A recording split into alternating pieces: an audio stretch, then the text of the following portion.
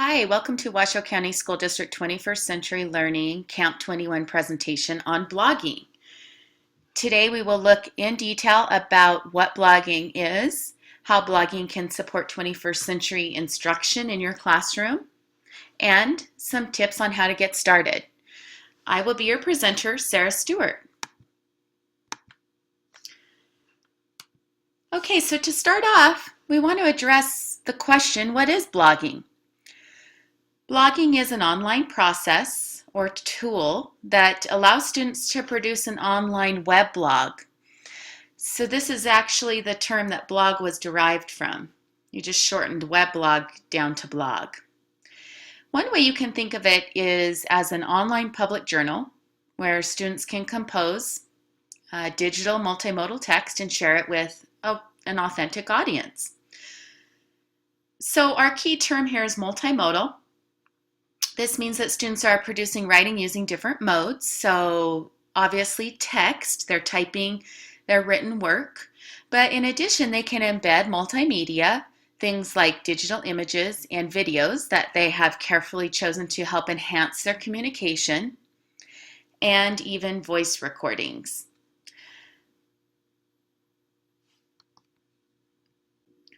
So here, let's take a look on the screen and compare blogging to traditional writing. With traditional writing, it's generally a linear process, whereas in blogging, it's nonlinear. Students can insert hyperlinks and allow their readers to actually click and go into a completely different site or direction on their blog. So it's dynamic, it's definitely not linear. For traditional writing, your audience is generally more limited. It's more difficult to get the written communication out to a wider audience. Whereas with blogging, because it's published online, it's very easy for you to target a wider real-world audience. Traditional writing is more non-collaborative. Blogging is highly collaborative. Again, because it's published online, students can very easily visit each other's blogs. They can read each other's blogs, comment on each other's blogs, and then comment back to each other. So it makes it a highly collaborative experience. Now, like a journal, a blog, the blog posts are posted in chronological order. So ideally, it's an exercise that students are participating on a fairly regular basis with their newest posts appearing on the top. Okay, so here we see some images of some more traditional writing samples, things like response journals. Really, almost any kind of a writing could be written in a blog post. Even as you can see in that middle example, you've got students, they've drawn some images to help represent the information. The only difference in a blog would be students would have to go out and find the appropriate digital images to help convey their communication. Okay, so how does blogging add value? In 21st century learning, we definitely recognize that technology can add value in many different ways. One of the most popular ways that teachers message to us that technology makes a difference is the added motivation and engagement. So in addition to that, we want to really look at blogging and ask ourselves, how does it add value to our writing experience, and what are our students going to gain if we take the time and initiative to implement this process into the classroom? Because remember, blogging is not a one-time activity. It's really something that should be ongoing and take place on a consistent basis. So one of the first ways that it definitely adds value is that it's able to allow students to share with an authentic audience beyond their classroom walls. We know that the act of writing in general, if you're writing something as a student and the only person that sees or comments on it is the teacher, it doesn't motivate students in quite the same way that writing for a wider audience does, and blogging allows students to do this. Another way that it adds value is it makes their communication more skilled by integrating that multimodal component.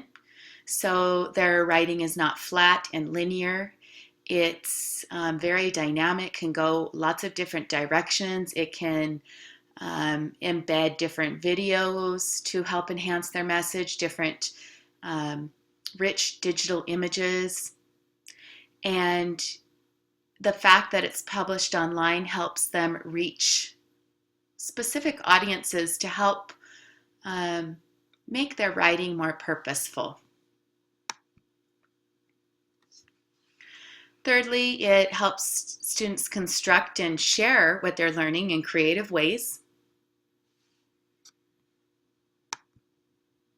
And it helps build a skill set for 21st century learning. And we're going to go into more detail in that shortly.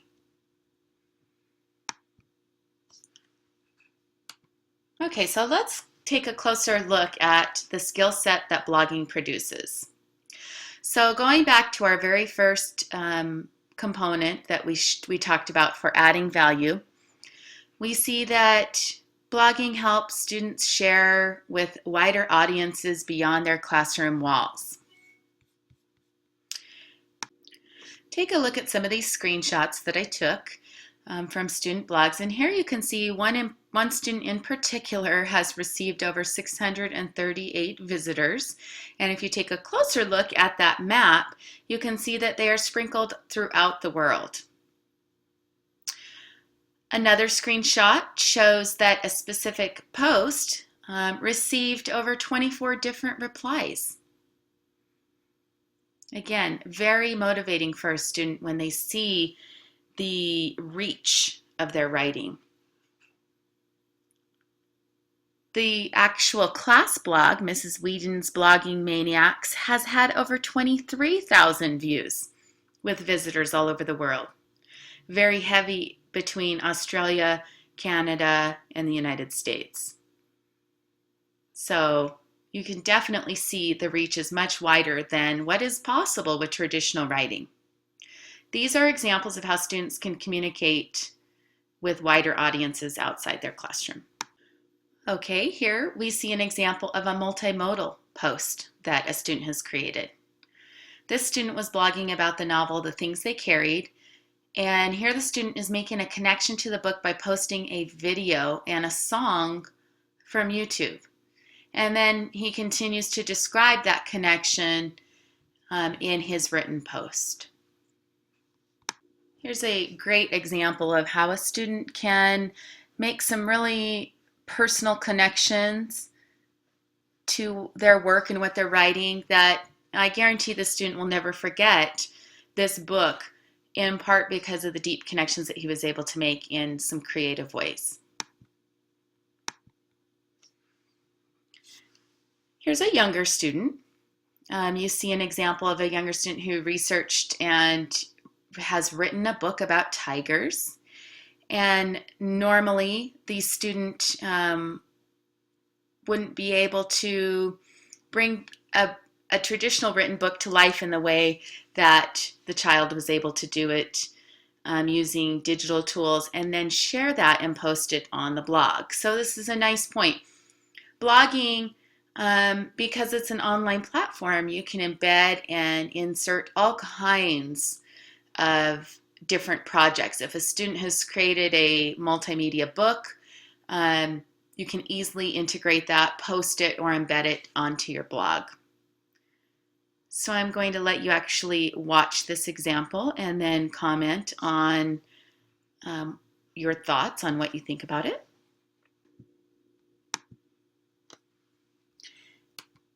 And here's a great visual that shows you the skill set that blogging supports and requires. So it's everything from obvious skills like writing and typing, but it can go much deeper to global awareness, especially if you are collaborating with global audiences. So providing students with the opportunity to blog supports all of these skills. Students are reflecting on their writing, they are commenting and communicating with others. They're reading because they're reading a variety of different posts in addition to their own. Really great fit for digital citizenship because students have to ask themselves, am I allowed to post this video or image? So they have to think about copyright. They have to think about credit. They have to think about plagiarism, all these skills that are necessary. And you're able to integrate learning these things seamlessly into the blogging experience. You don't have to have a separate lesson. They work together seamlessly, and it's easy to incorporate it. I'll give you a second to really look at this image. This has got a lot of information. And in this image, this was taken from Sylvia Talisano's blog called Languages. And in it, you can see that blogging is thought of more as an actual pedagogy. So really look closely at this image, starting with the pillars. You can see that it starts with allowing opportunities for students to read, write, reflect, and share. Really crucial skills that we already like to do, whether we're blogging or not. Blogging can really provide you a nice springboard or platform or framework for really enhancing these skills. So if we take a closer look at these 4 skills, we see a lot of opportunity. As students blog, they're very capable at reflecting on what they're learning. They can blog about what they're thinking, so we can help students practice metacognition. And because it's published and easy to edit, they have opportunities to reevaluate and revisit. They always can go to their blog and add on, modify, reevaluate, and revisit content.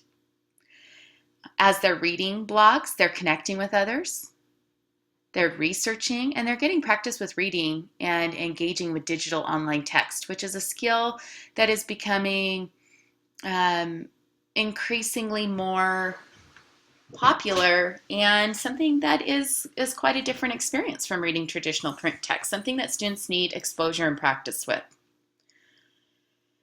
As students are writing their own blog, they have ownership and they have choice, and they're able to write and publish for authentic audiences. Really does wonders for their motivation. And they can express themselves in really highly creative ways. So the blog post can include lots of multimedia, and as we've mentioned many times, it's not linear in nature. It's more dynamic, more multidimensional. And as they share, they're engaged in a nice feedback loop that keeps them connected and engaged with others. And then finally, I really like this one. They're building a strong digital footprint that represents their learning. And this is something that in a digital world is highly important, that students understand the impact that things that you produce online in the digital format do not go away. They are there forever. And so it's important that we create a positive digital footprint. This can really help them in their future endeavors, from going to college and beyond, maybe even applying for jobs. Being able to show that they have a positive digital imprint will be extremely important for this digital generation. Okay, so blogging is very diverse. There's no right or wrong way, and it can look very different between individuals, classrooms. There's lots of different methodologies and ways that you could go about it. So I'd like to show you some different examples and let you explore, just to give you a better idea of how other educators are using blogging. Here you see an elementary school teacher who has posed a question or a problem for her students. So she uses her blog to post challenges, questions and then expects the students to respond to them. So you don't always have to have your students create their own blogs, although I think that's a great goal to work toward. But if you want to start out small and create your blog as the class blog, and then have people start engaging by commenting, that's a great way to start. Another thing that I like about this example is that it shows you that you can engage students in writing about math. It doesn't always have to be in English language arts or social studies topics. So we can definitely work on interdisciplinary connections and give students practice with that. Blogging is also a great way to encourage parent engagement and parent involvement. You can pose questions and challenges for students to complete at home with their parents.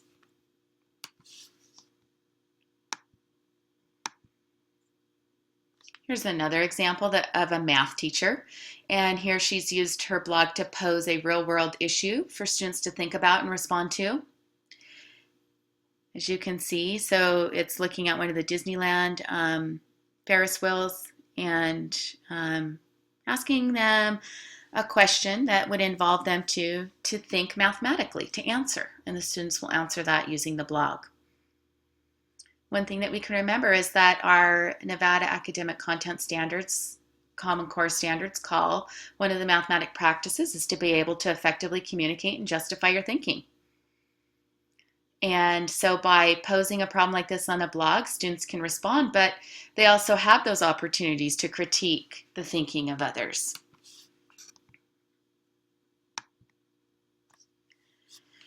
Here you can see students learning about a variety of different things. Here they have created a greenhouse, and they can use their blog to share what they're learning. So they've taken an image of their bean plant sprouting, and as a really young child, first grade, says, "I planted a bean in my greenhouse. It has roots. I see it sprouting." So it's something that you could use to support your science experiments as well. Video record, take video observations or digital image observations, and write about what you're seeing.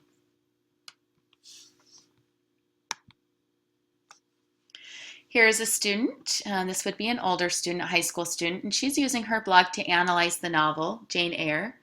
She's chosen a digital image to help enhance her communication, and then she uses the blog to explain the connection between the character Jane and Cinderella. So as you can see, the teachers encourage the students to use the blog as a place to critically think about what they're reading, make connections, and share it out in creative ways.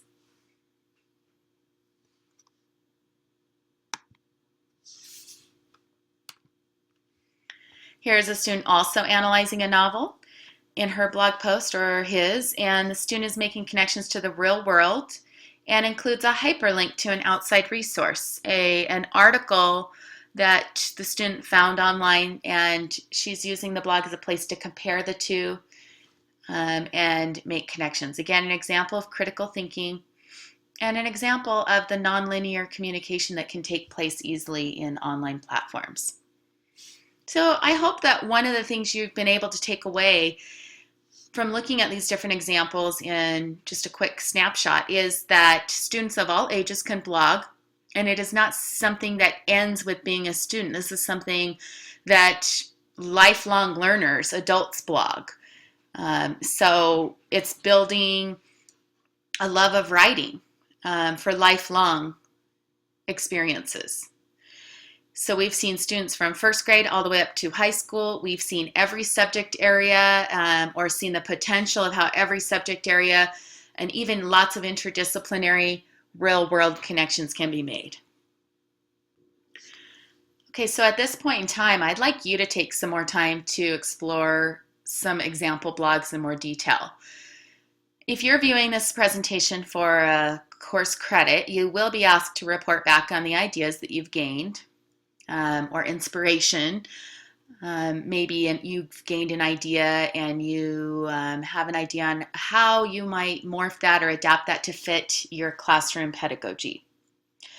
And I'd also like you to, as you're exploring them, think about some ways that you can envision you and your students incorporating blogging in the classroom. Think of some long-range plans.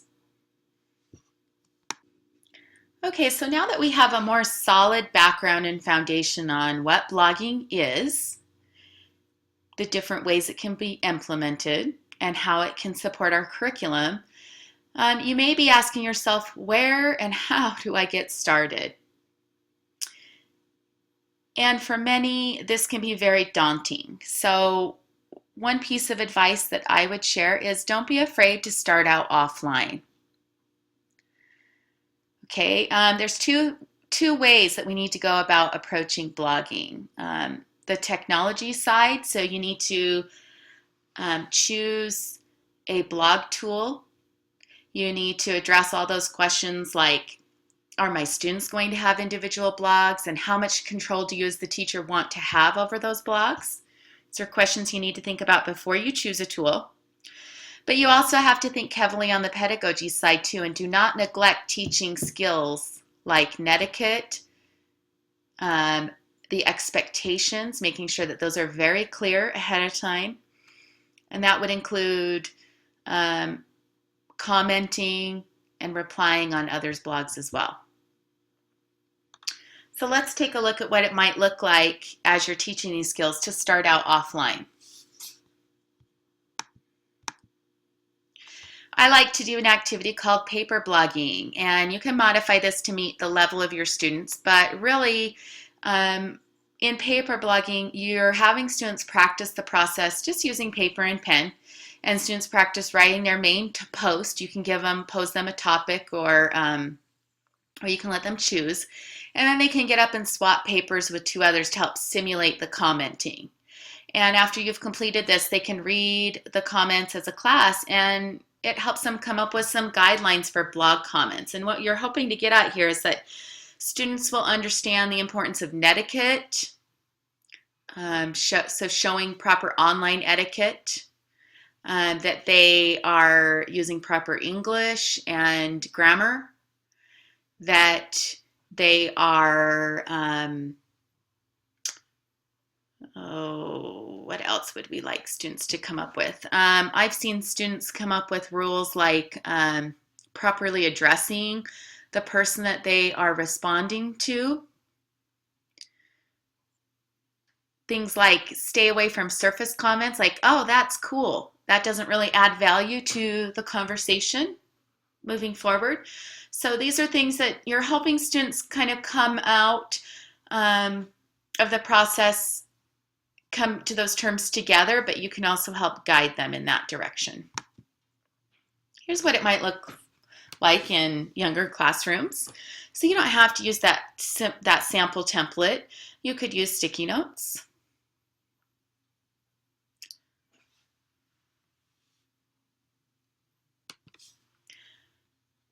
Moving on to having guidelines and expectations. It's nice to, go over exactly what you expect. So I have a little video that I'll let you watch shortly that students have made about commenting.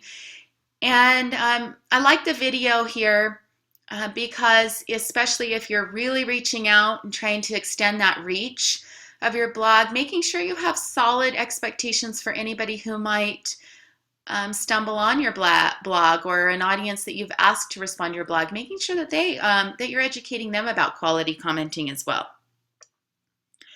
So here's some examples, acknowledging the author and agreeing and disagreeing, and one of the most important things there, telling why, being appropriate and polite, and encouraging them to give details, ask questions, or add information.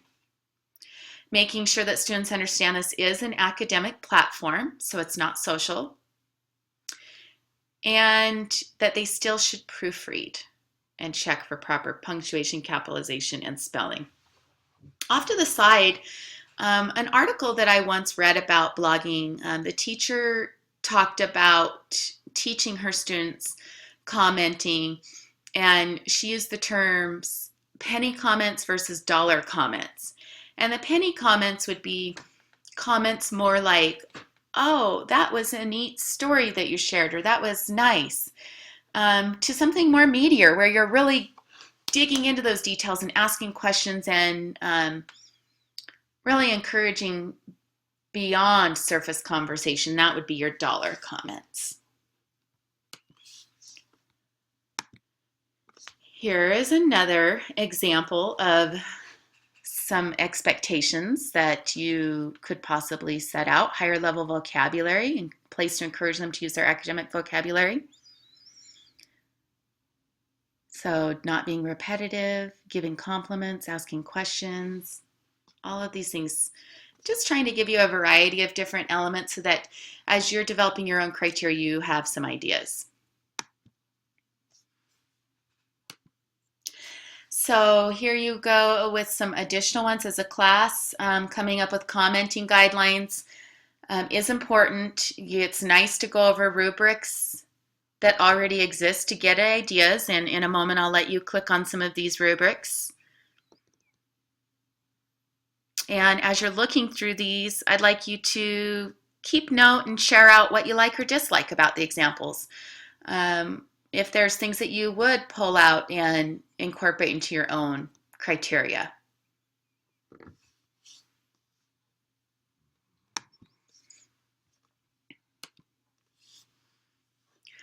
So not only should you have a conversation about commenting, but you should have some support and guidelines on what is expected in their actual posts. Here's a nice example. You can see the emphasis is on critical thinking. The guidelines include analysis, synthesis, new ideas, and application.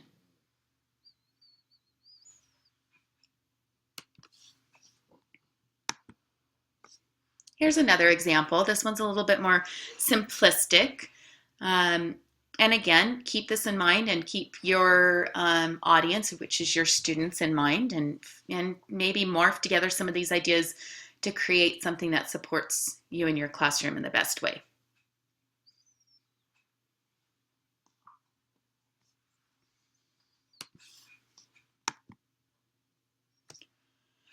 So one of the decisions that you will have to make is what blogging platform you plan to choose. And we've mentioned this briefly previously in our presentation, but there are many options.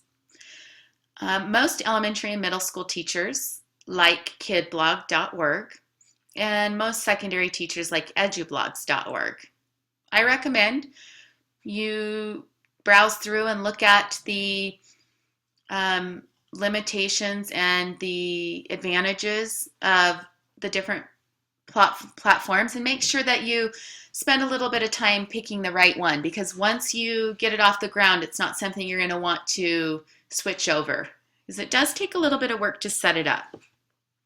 It is worth the investment because this isn't a one-time activity. Remember, blogging is meant to be ongoing, and so yeah, it may have a little bit of setup and teaching, some of the logistics in the beginning, but it pays off huge in the end because students have this ongoing platform for writing. These are both designed for education, and so they have built-in tools that can help you with management and organization. And our Pinterest resource board that accompanies this presentation will contain some links to some suggested tutorials if you want to really dig in deeply into either one of them. They're both free. In order to get full control over your blogs on EduBlogs, you will have to upgrade, and I think it's around $40 a year. KidBlog is completely free, but the advantage of having that full control is that you can moderate your students' posts if that makes you, especially when you're first starting out. You can moderate them and approve everything before it goes live.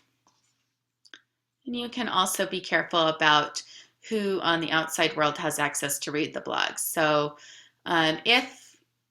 if your students have been properly educated in digital citizenship and internet safety, you may feel comfortable with them opening their blog up to the world. But in 21st century learning, it's important for us to target a specific audience, not just, oh, okay, my blog's out there for everybody to see, but really making sure that in your lesson design there's really a purpose behind it and that you're really targeting a specific audience.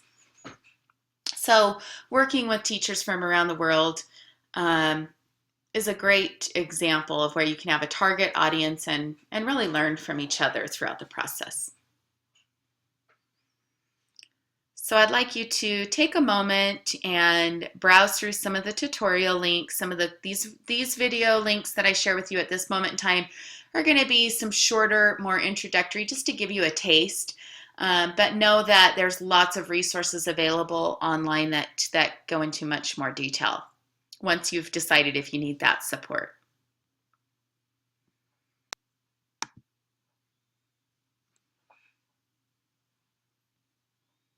Okay, so now that we have a better understanding of blogging, let's look at the Washoe County School District 21st Century Competencies Framework and reflect about how blogging supports this framework.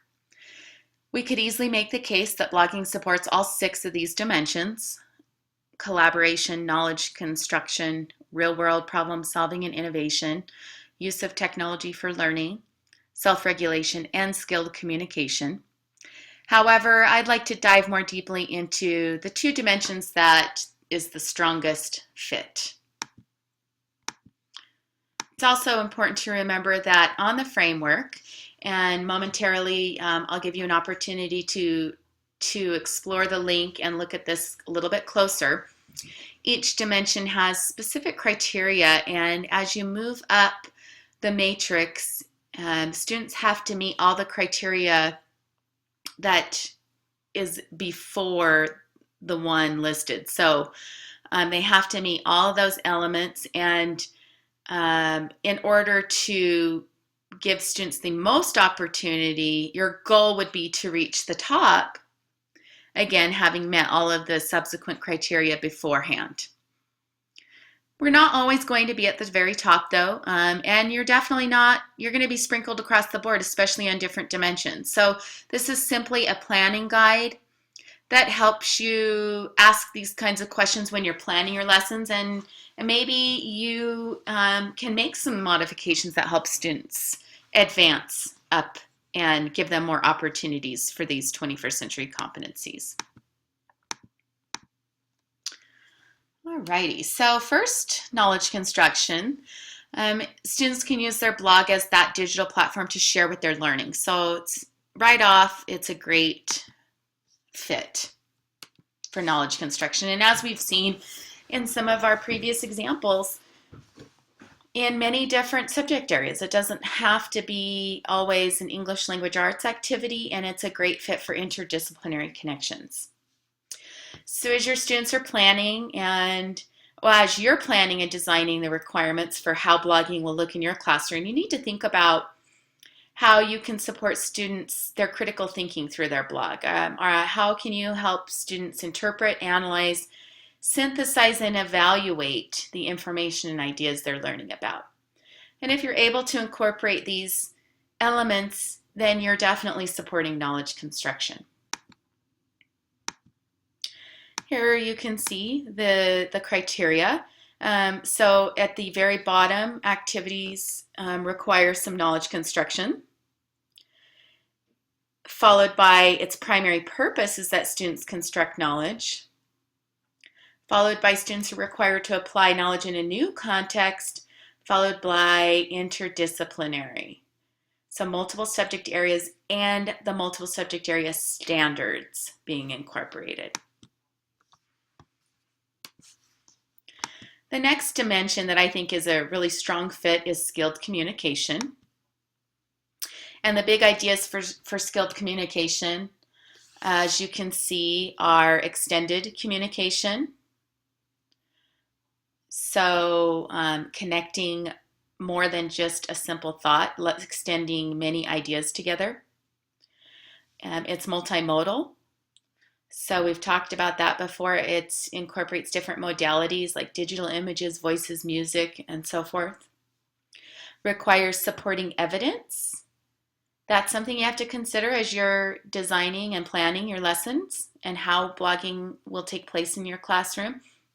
Make sure students are, if applicable, providing supporting evidence, and then designing for a particular audience. So we've talked about this too, not just, okay, it's online so anybody can see it, but really targeting an audience and trying to engage with that audience for a specific purpose. Let's look at the elements. So it requires extended or multimodal, providing supporting evidence or communicating to a particular audience, and then the highest, which again represents the greatest opportunity. So you're not wrong or bad if you're not reaching the highest level. It's just if you have the ability to, you don't want to squander that opportunity. But at the highest level, if you can allow students to communicate by providing supporting evidence and communicating to a particular audience and meeting all of the criteria beforehand, then you're optimizing the experiences for your students. So Nevada Academic Content Standards, Common Core.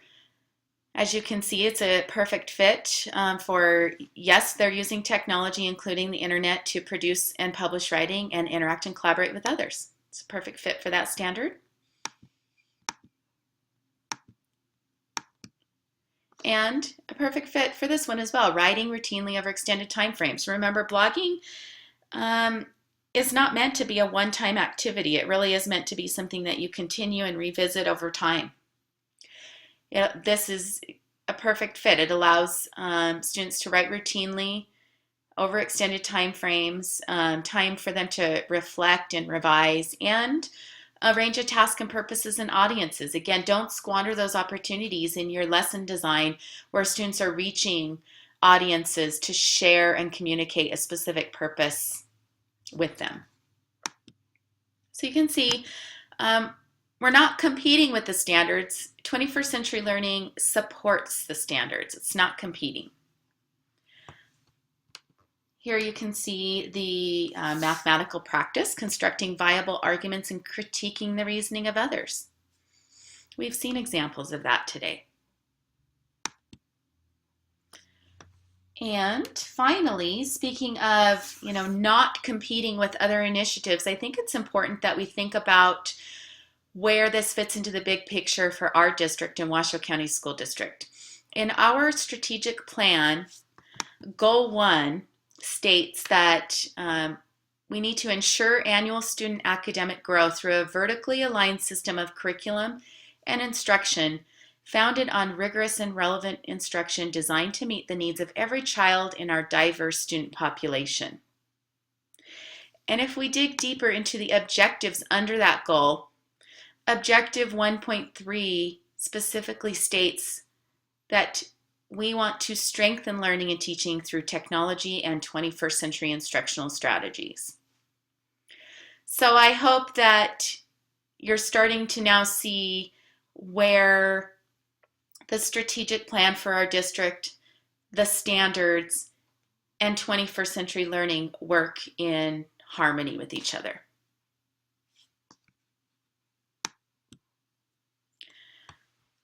Okay, at this point in time, I'd like you to visit the Pinterest board that goes along with our presentation. Here you can find some more in-depth links to tutorials so that you can get the practice time that you need to learn more about your chosen platform and compare the features of them and pick the right tool for you.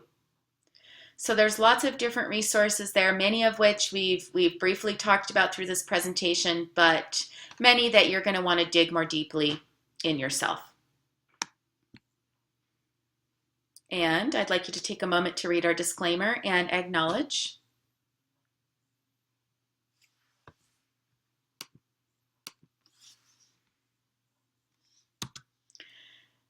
And finally, thank you for your time and effort. If there's anything that I can do to help you get yourself and your students online blogging, I would be happy to do so. I also share lots of ideas on through Twitter and through my blog.